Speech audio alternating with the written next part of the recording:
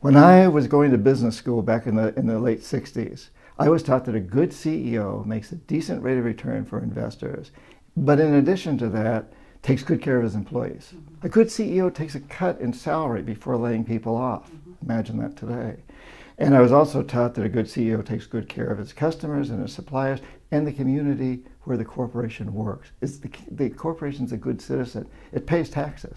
And beyond that, it supports the school system or recreation halls. It's a good citizen. That all changed in the 1970s when Milton Friedman won the Nobel Prize by saying the only goal, the only responsibility of a corporation is to maximize profits, regardless of the social and environmental costs.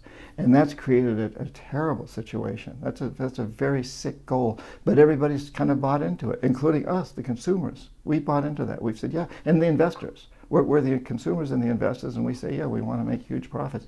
We got to change that and let corporations know that what their job is to serve a public interest.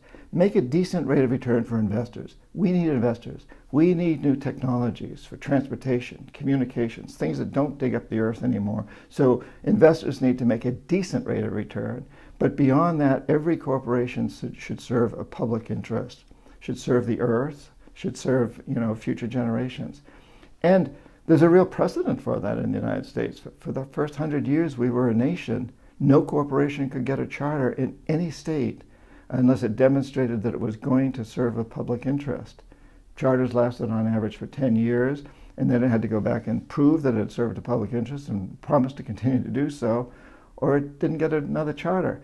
That all ended in the late 1800s, when John D. Rockefeller convinced Delaware to allow Standard Oil, his oil company, to have a different goal.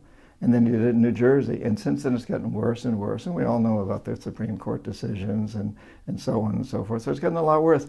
But we can go back to that principle that the primary job of a corporation is to serve the public, not just a few wealthy investors.